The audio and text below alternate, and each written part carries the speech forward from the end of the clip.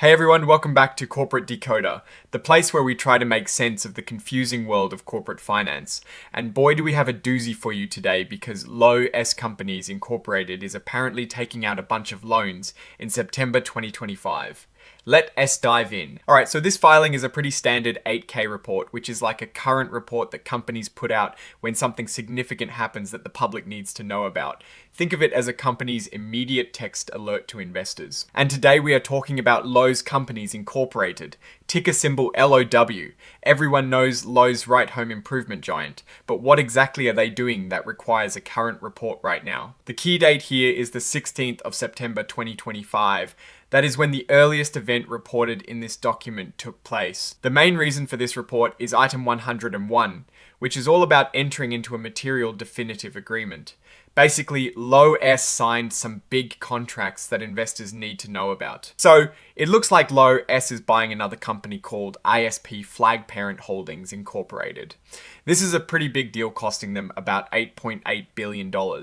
This acquisition is the big picture reason for all the other financial maneuvers we're about to see. Now, to pay for this $8.8 billion acquisition, Lowe S is doing some serious borrowing on the 16th of September. They signed a new 5-year revolving credit agreement for $2 billion. This replaces an older credit line they had, and it is there to help fund this acquisition and also to back up their commercial paper program. Think of this as a big credit card they can use to pay for things as needed. They also signed a term loan credit agreement for another $2 billion. This loan is for a shorter term, maturing in 3 years, and is also being used to help pay for the acquisition and related costs. So that is $4 billion secured in new loans, just for this one acquisition. Now, here's where it gets interesting. They had previously arranged something called a 364-day bridge loan credit facility for up to $4 billion.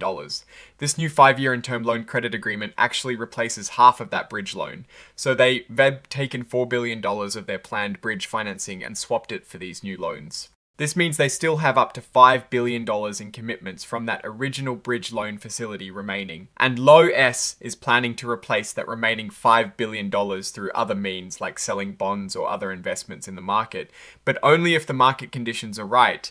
This tells us they being flexible and trying to get the best terms for their financing. But wait, there is more. On the same day, they also signed a 364-day revolving credit agreement for $1 billion. This one is for general corporate purposes, so it is not directly tied to the acquisition, but it is good to have for day operations. And finally, they made an amendment to an existing credit agreement. This amendment basically just removes something called the term SOFR credit spread adjustment. Now, that is a pretty technical term, but what it really means is they are simplifying how interest rates are calculated on that specific loan, likely to make it more predictable. This item essentially just reiterates that Lowe's has taken on new significant financial obligations, which we've already covered with all those new credit agreements. And here we get to the very end of the report where they list all the attached documents. This is Exhibit 10.1, the actual credit agreement for that 5-year $2 billion revolving credit facility we talked about. It lists all the banks involved, like Bank of America Incorporated, Wells Fargo Bank National Association, and US Bank National Association, acting as agents and lenders. It's a pretty standard setup for these kinds of large corporate loans with multiple banks involved. Exhibit 10.2 is the term loan credit agreement, that $2 billion loan that matures in 3 years. Again, we see Bank of America Incorporated as the main agent and also Goldman Sachs, Bank USA involved. Exhibit 10.3 is the 364-day revolving credit agreement, that $1 billion facility for general company needs. And finally, Exhibit 10.4 is that amendment to the existing credit agreement we mentioned earlier. And Exhibit 104 is the interactive data file. This is what allows financial data to be easily processed by computers, and it is pretty standard for all SEC filings now. So, what is the story here?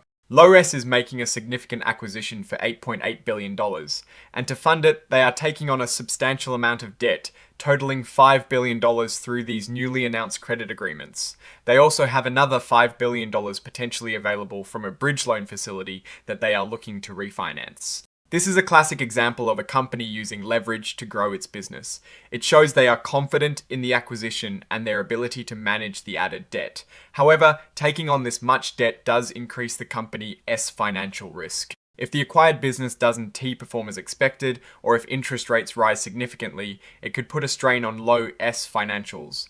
On the flip side, if this acquisition is successful and boosts their profits, the increased debt will have been a smart move. It really comes down to execution and how well these new businesses integrate and contribute to Lowe's overall performance. They are clearly making a big bet on growth, and I'll be watching closely to see how it plays out. Alright, that is our breakdown of Lowe's companies incorporated as latest filing. What is your take on these numbers and what they signal for the company's future? Drop your thoughts in the comments, and if this analysis was valuable, hitting that like button really helps, and subscribe for more deep dives into corporate finance. Don't forget to check out our Discord in the description for more exclusive content and discussions. Thanks for watching, see you next time.